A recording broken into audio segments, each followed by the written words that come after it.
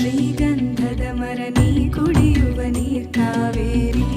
ಎಲ್ಲಾದರೂ ಇರು ಎಂತಾದರೂ ಇರು ಎಂದೆಂದಿಗೂ ನೀ ಕನ್ನಡವಾಗಿರು. ಕನ್ನಡ ಗೋವಿನವೋ ಮುದ್ದಿನ ಕರು ಕನ್ನಡತನ ಬಂದಿದ್ದರೆ ನೀ ನಮಗೆ ಕಲ್ಪತರು. ಹೇ ಬಾರಿಸು ಕನ್ನಡ ನಿಮ್ಮಿಮವ. ಶರಣೋ ಶರಣಾರ್ಥ್. ನನ್ನ ಹೆಸರು ಮಹಾಗಣೇಶ್.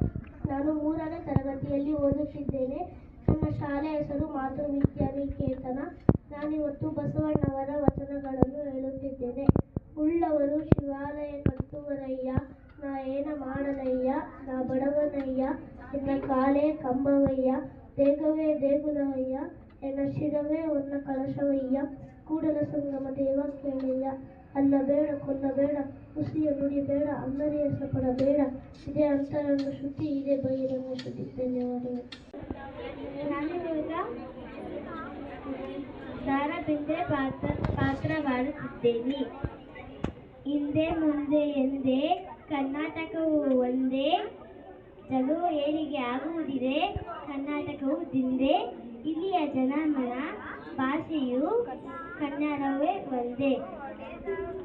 ನಾನು 2ನೇ ತರಗತಿಯಲ್ಲಿ ಓದುತ್ತಿದ್ದೇನೆ. ನನ್ನ ಶಾಲೆಯ ಹೆಸರು ಮಾತೃವಿದ್ಯಾನಿಕೇತನ. ನಾನು ಎಂದು ಕುವೆಂಪು ಅವರ ವೇಷವನ್ನು ಹಾಕಿದ್ದೇನೆ.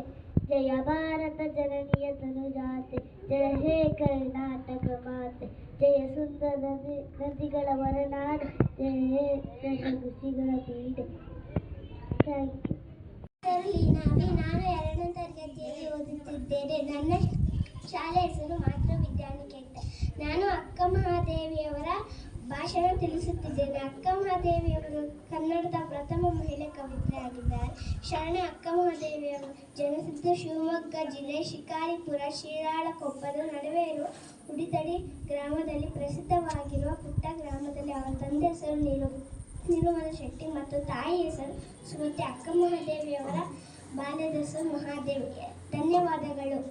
ನಮಸ್ಕಾರ, ನನ್ನ ಹೆಸರು ಚಂದಂಟಿ. ನಾನು 7ನೇ ತರಗತಿಯ ಮಾತೃವಿದ್ಯಾನಿಕೇತನ ಶಾಲೆಯಲ್ಲಿ ಓದುತ್ತಿದ್ದೇನೆ.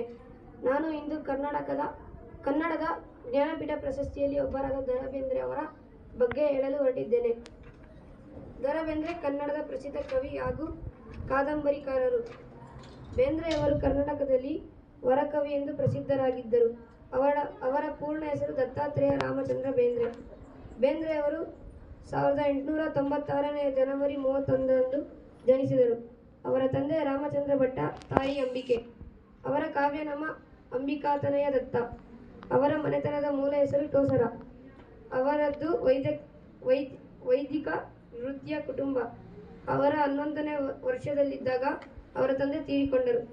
1912ರಲ್ಲಿ ಮೆಟ್ರಿಕ್ಯುಲೇಷನ್ ಮುಗಿಸಿದ ಬಳಿಕ ಬೇಂದ್ರೆ ಪುಣೆ ಕಾಲೇಜಿನಲ್ಲಿ ಓದಿ 1918ರಲ್ಲಿ BA ಮಾಡಿ 1900